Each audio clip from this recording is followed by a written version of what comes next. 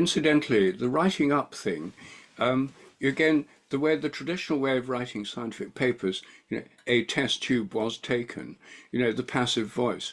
Um, Yeah. it's, I was taught to do that. I learned how to do it. But when I got to Cambridge was writing real scientific papers, I found that most of my colleagues didn't do that anymore. It had gone out of fashion.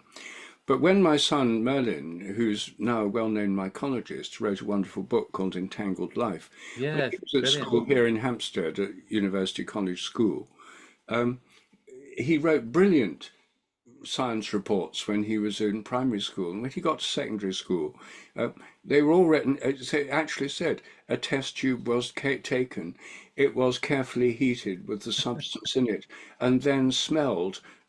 And so, as if some disembodied being had smelled it. And so I said to him, "Why is your science report written in this incredibly artificial, old-fashioned style?"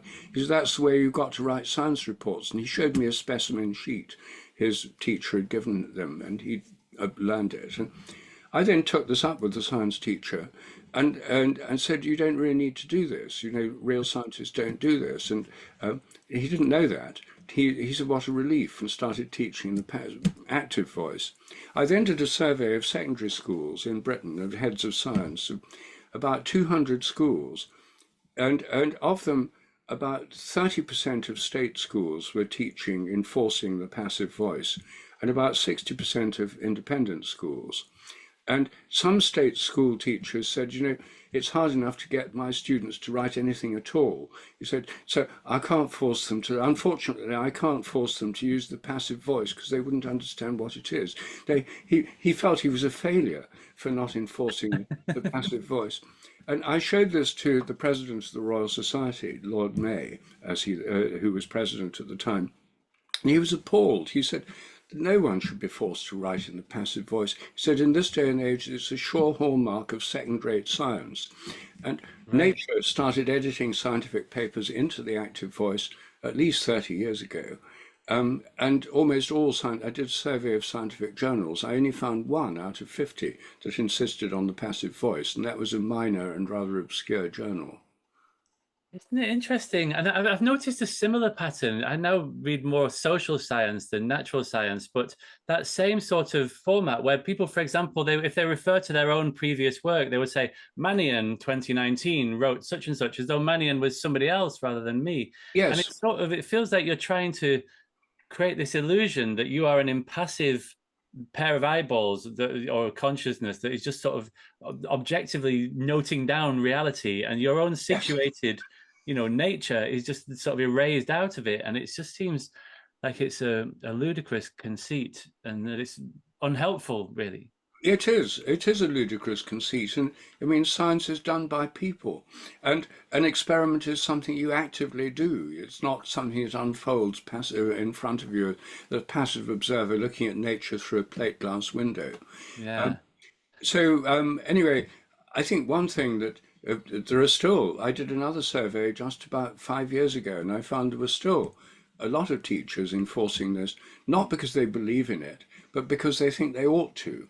And I checked with all the examination boards, edXL, whatever, RSA, or whatever they are, the different Yeah. examination boards, Oxford and Cambridge, and not one of them required passive reports. Most of them said they were neutral. And so Interesting. no one's insisting on this. Certainly journal editors aren't insisting on it. And yet there are still quite a number of science teachers who are insisting on it.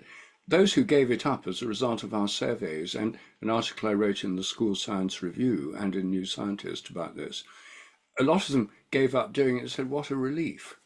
And Yeah, there's a new version of this, or there's sort of slight variation on it, which is that there's this endless focus in school science about independent and dependent variables and control variables, and we try to sort of to teach this from year 7 upwards, that there's the thing you change, and that's the independent variable, and then there's the thing you measure, and that's the dependent, and then there's the control variables. And as an adult, it's quite easy to grasp that, but as an 11-year-old, it's really not. And you spend absolutely hours and hours and hours going over this, And, you know, I later worked at Harvard Medical School in a big multidisciplinary lab. Nobody ever once mentioned like independent. What's the independent variable in this? It's just not what people. It's just not the language that people talk about, and it was just turning people off science. Welcome to Rethinking Education. Education's critical friend.